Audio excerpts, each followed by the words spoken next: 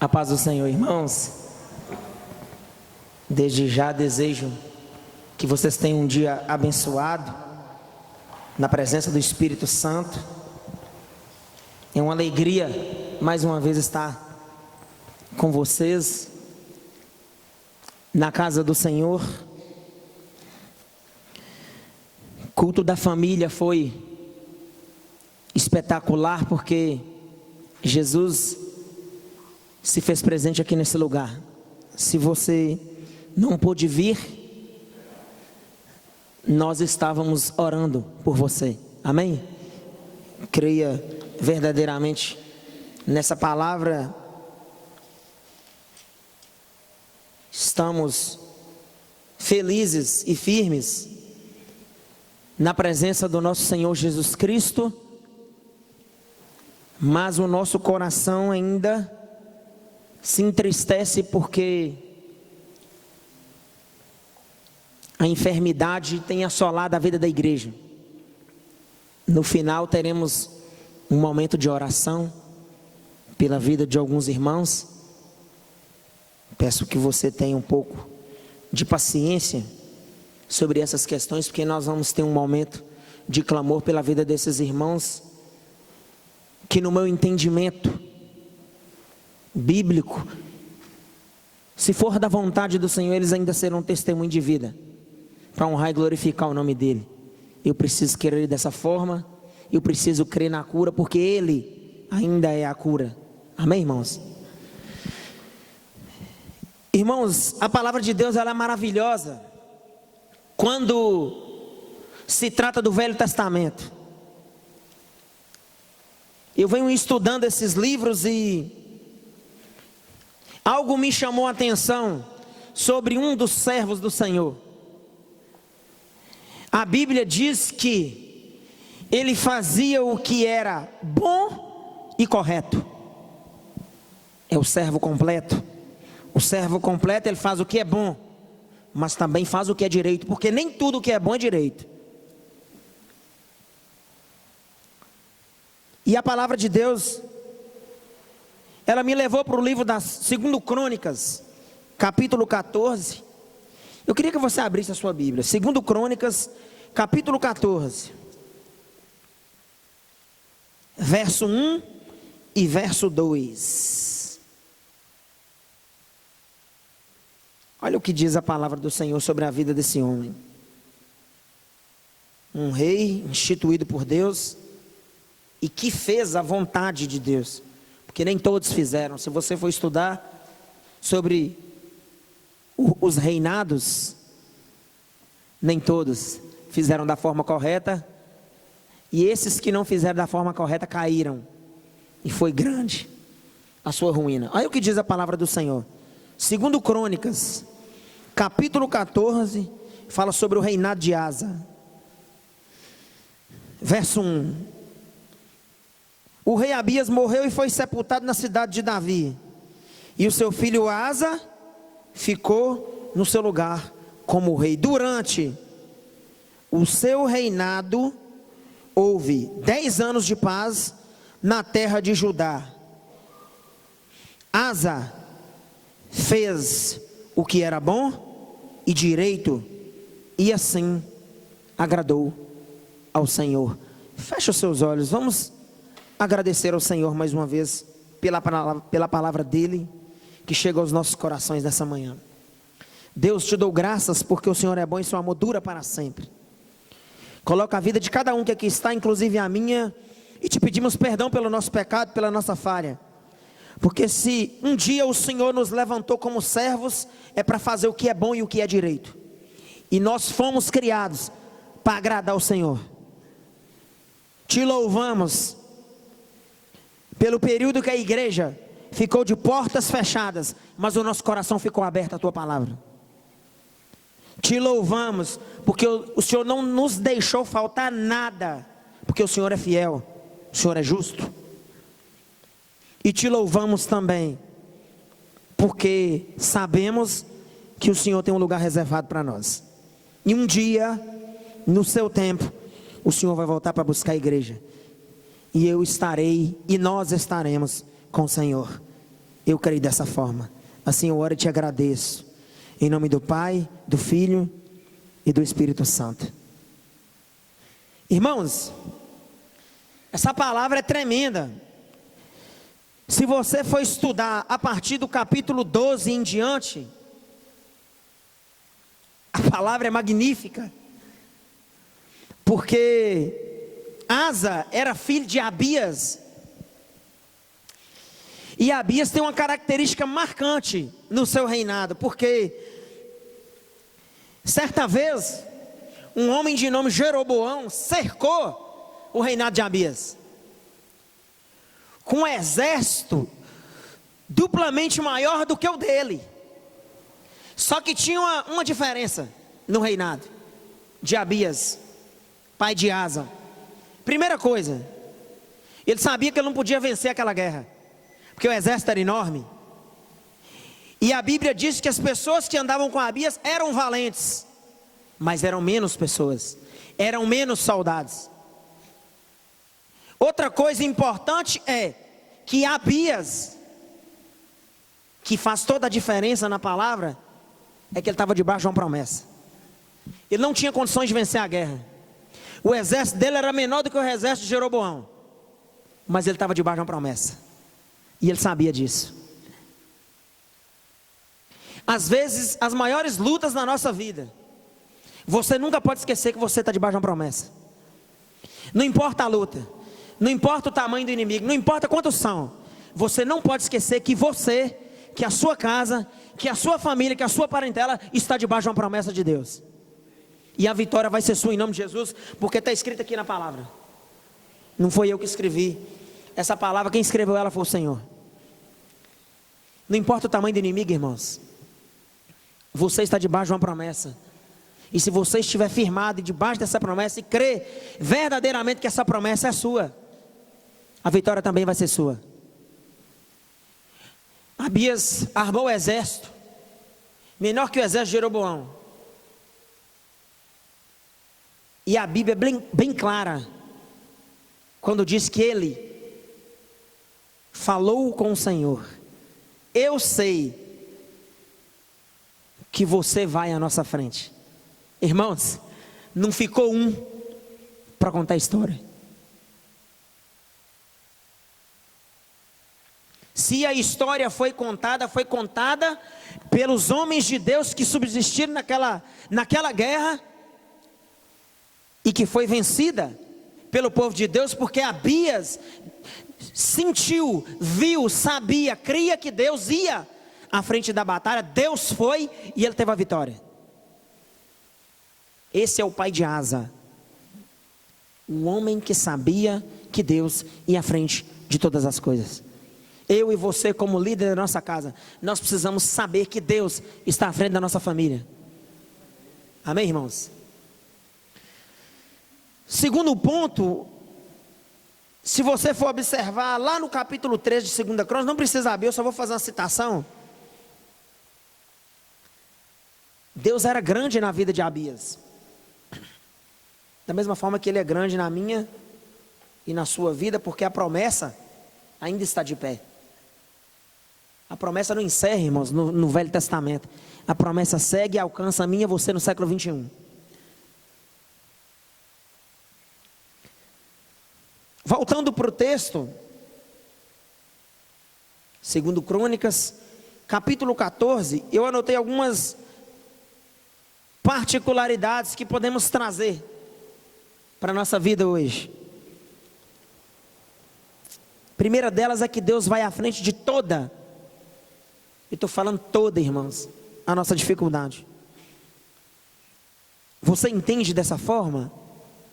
Você entende que Deus vai à frente de toda a nossa dificuldade? Está escrito na palavra dele.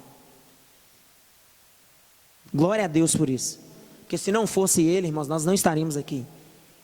O mundo virou uma bagunça. E eu e você estamos aqui sem sentir dor, sem sentir falta de ar. É porque ele vai à frente de toda a nossa dificuldade. No livro de 2 Crônicas, capítulo 14, versos 2 e 3, irmãos, Asa teve que fazer uma diferença no reinado dele. Por Por quê? Porque primeiramente o povo partiu, irmãos, para a idolatria. O povo queria buscar outros deuses. O povo queria fazer do jeito deles. Porém, irmãos, quando você está num ambiente onde o líder é sério, é firme, a banda toca de outra forma. Ele falou: no meu reinado não. No meu reinado, no meu país, vai prevalecer a lei do Senhor. Fica quem quer. Quem não quiser, vai embora. Ele fez prevalecer a lei do Senhor. A idolatria naquele lugar, irmãos, ela foi retirada completamente.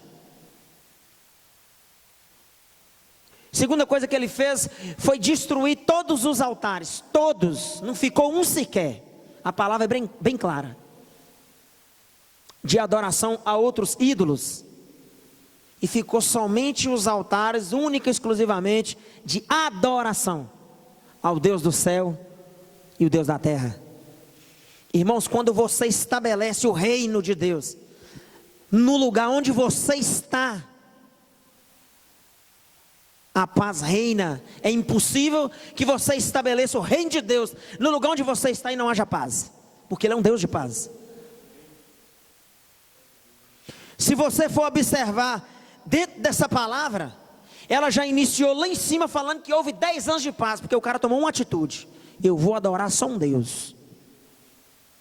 Quem quiser adorar outros, pode pegar o caminho, pode ir embora. Não tem espaço, não tem lugar. O espaço ficou pequeno. Ele tinha que tomar essa atitude, irmãos, porque a vontade de Deus precisava prevalecer na vida daquelas pessoas. Às vezes, para que a verdade de Deus, a vontade de Deus prevaleça dentro do nosso meio, eu e você, como homens, como sacerdote do lar, nós temos que tomar atitude, senão o trem vira bagunça. E você é instituído de autoridade para tomar atitudes dentro do seu lar. No meu lar é Deus. E ponto final. Precisa ser dessa forma. Ele agiu dessa forma. Ele teve êxito dessa forma. Deus era presente. Onde aquele homem passava. Eu estou falando um país, irmãos. Você imagina dentro de uma casa, onde Deus passa, o que é que Deus faz? Se dentro de um país enorme quanto aquele, onde aquele homem passava, a presença de Deus era instituída no lugar. Imagina eu e você dentro da nossa casa. Se eu e você tivermos compromisso com essa palavra, falando: aqui dentro da minha casa é só Deus. E ponto final. Irmãos, Deus vai fazer maravilhas dentro da sua casa. Você vai se surpreender com o que Deus vai fazer, porque isso foge do nosso entendimento. No verso 5 e 6, Ele proibiu até os cultos, irmãos. Não vai ter altar, não vai ter ídolo, mas vamos fazer os cultos. Ele falou: culto também não, não vai ter nada. Não vai ter altar de adoração, não vai ter imagem, não vai ter nada. Agora eu te faço uma pergunta, presta atenção. Imagina se esse governo hoje, que nós estamos debaixo da lei, irmãos, mas vivemos na graça. Se esse governo hoje tomasse atitude, irmãos, de falar assim: no Brasil só vai adorar um único Deus, e ponto final. Isso é atitude, irmãos. E seu coração tem que estar voltado para tomar essa atitude. Se o coração do líder não estiver voltado para tomar atitude por Deus, as coisas não acontecem, porque ele é o líder. As bênçãos do Senhor vão passar por ele. Imagina se eu e você estivesse debaixo de um governo da lei que fizesse prevalecer essa palavra da forma que Asa fez prevalecer, irmãos. Já tinha cessado a praga, já estava tudo voltado ao normal, porque Deus ia fazer a obra. Mas vai ser assim? É claro que não. Não vai ser, irmãos, porque não tem compromisso com o Senhor. Se tiver, Deus faz. Se colocar a presença dEle no lugar e deixar Ele fazer a obra dEle de tal maneira que alcance cada coração, e a palavra de Deus prevalecesse dentro do nosso país, já tinha cessado a praga. Porque se num reinado, há milhares de anos atrás, a paz se estabeleceu no meio de uma guerra, imagina agora, irmãos, com Jesus já ressurreto, morando dentro de mim e dentro de você. Queria eu que fosse assim, mas que seja feita a vontade do Senhor. Irmãos, no verso 6, Asa teve uma posição maravilhosa, de líder. Ele protegeu o povo. Ele sabia que ele vivia em tempos de guerra. Ele sabia que Deus ia instituir a paz. Mas ele não pensou só nele. Falei, peraí, eu preciso proteger o povo. Eu já tenho a força de Deus, a vontade de Deus na minha vida. Já foi instituída a paz? Porque quando Deus institui a paz, Ele testifica no seu coração. Quando você está em paz, você sabe que Deus está no controle das coisas. Era para mim ter uma reunião ontem à tarde. O gerente me ligou e falou assim, ó, eu não estou em paz. Eu falei, então você não vem não. Fica na sua casa. A reunião não ia ser boa. Ia dar problema. Fica na sua casa, aí que eu estou em paz. Você não está, fica quieto aí. Você vai vir fazer o que aqui? Segunda-feira você vem. E ele ficou lá. Ele é cristão, ele me ouviu. Ainda falei com ele, uma das palavras que eu escutei. Eu completo 7 anos com vocês agora, esse ano, na igreja metodista. Eu falei, é que a paz que excede todo entendimento humano esteja com você, fulano de tal. E eu te aguardo na segunda. E boa tarde. O cara não estava em paz, vai pegar, vai sair de uma distância daquela. Vai vir fazer o que aqui, irmãos? Sem paz. É por isso que eu estou falando. Quando a paz está dentro de você, você sabe. Quando ela não está, você também sabe. Quando Deus não está no negócio. Quando Deus não estiver no negócio, você sai fora. Que é problema. Esse verso 6, irmãos, pela fidelidade de Asa, que é o tema da nossa mensagem, ele constrói muralhas, irmãos. Não porque as muralhas iam proteger o povo, mas porque era a vontade de Deus. As cidades eram frágeis por não ter muralhas, então ele construiu muralhas em tempo de paz. O que é que eu estou querendo dizer, irmãos? Em tempo de paz, quando tudo estiver tranquilo, não para a obra não. É aí que você tem que fazer a obra. É aí que você tem que se prevenir. Se você for estudar a palavra de Deus dentro desse capítulo, desse versículo, o tempo era de paz, irmãos. Ele podia muito bem deitar e ficar tranquilo. Ele não, ele foi construir muralha.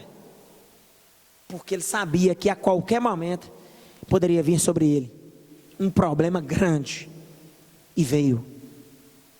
Quando você está com Deus, irmãos, quando você está com paz, eu te convido nessa manhã a continuar em alerta. Não fica tranquilo, porque o nosso adversário, ele não se satisfaz em ver que o meu e o seu coração está tranquilo, que a nossa vida está tranquila, e ele começa a tramar contra mim, contra você. Então, em tempos de paz, é o tempo que você precisa ficar mais alerta, porque ele é astuto, mas o nosso Deus é grande. Amém, irmãos?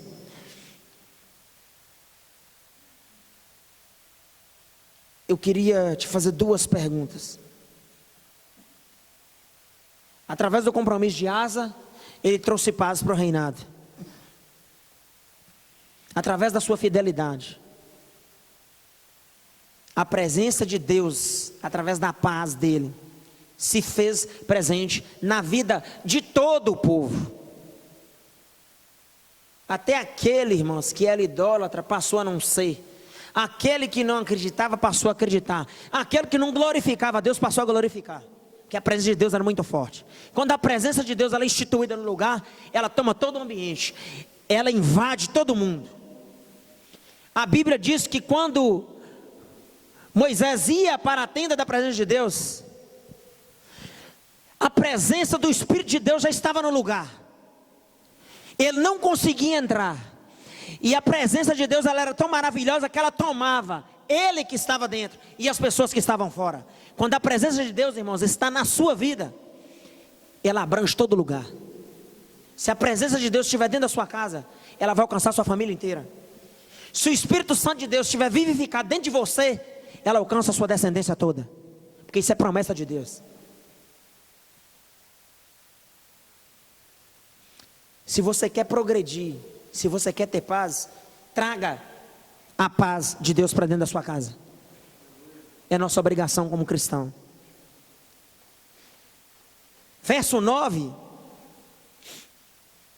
Como o tempo era de paz, irmãos, só que o irmão estava cheio de Deus. Ele falou: está muito tranquilo, eu vou aproveitar esse período de tranquilidade e vou fazer as minhas muralhas, porque vai que vem uma guerra por aí. Eu já estou protegido, eu já protegi o povo. É por isso que eu falo, você não pode pensar só em você, né? Quando você estiver tranquilo, procura proteger quem está ao seu redor. E é através da palavra de Deus que você vai conseguir esses grandes feitos, e Deus vai te honrar, e Deus vai te mostrar como fazer e quando fazer. A palavra diz assim: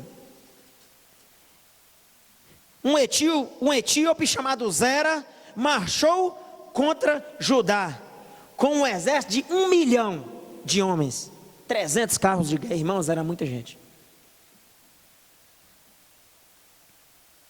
E a Bíblia também diz assim, 14, verso 9. Olha o que diz aqui na minha Bíblia de estudo. Então Asa saiu contra ele e ordenaram a batalha no vale de Jefatá, perto de Maressa. Clamou Asa ao Senhor. Irmãos, Deus saiu à frente daquele homem com 580 mil homens. O exército era quase o dobro, e Deus aniquilou todos eles, através de uma oração. A Bíblia diz que Asa saiu para a guerra. Ele não ficou escondido não, irmãos, e orando, escondido atrás da porta, nem atrás da mesa não. Ele saiu para a guerra e clamou ao Senhor. E Deus deu ele a vitória. Irmãos, toda vez que você clamar, saia para a guerra. Não fique escondido não. Porque Deus vai à sua frente e Ele vai te dar a vitória. Toda vez que você clamar, toda vez que você estiver no meio de uma guerra, encara ela de frente, de cabeça erguida, de peito aberto. Mas clama ao Senhor, porque sua oração vai chegar no trono dEle. Deus vai te dar a vitória. Verso 12 e 13, a Bíblia diz que Deus aniquilou o exército antigo. Aniquilou o exército. E a palavra também afirma que não ficou um sequer para contar a história. Deus faz assim, irmãos. Quando Ele entra numa guerra, por mim e por você, a única coisa que fica é testemunho. Amém? A única coisa que vai ficar na sua vida, quando você estiver numa guerra, é testemunho de vida. Que você vai testemunhar e vai glorificar e honrar o nome do Senhor. A vitória é sua, irmãos. Isso é bíblico. A vitória já é nossa. Mas eu preciso clamar e sair para a guerra. Eu não posso ficar escondido. Eu concluo 2 Crônicas, capítulo 15, verso 1. Veio o Espírito de Deus sobre Azarias, filho de Oded. Este saiu ao encontro de Asa e disse: ouve, toda Judá e Benjamim, o Senhor está com vocês. Amém, irmãos? Eu faço das palavras daquele profeta as minhas palavras. O Senhor é com vocês no século 21. Amém? Não tema, nem se atemorize, porque o Senhor é com vocês. Fica de pé, irmãos. Vamos agradecer o Senhor. Esse primeiro momento eu queria que você fechasse os seus olhos, porque nós vamos ter um momento de oração pela vida da irmã Omir, pela vida do irmão José Geraldo, porque eu e você não temos condição nenhuma de fazer algo, fazer aquilo que Deus coloca no nosso coração pela vida deles, irmãos. Mas eu estou diante de uma palavra de vida eterna.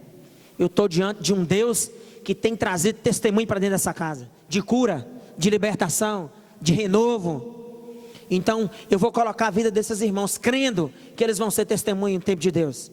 Amém, irmãos?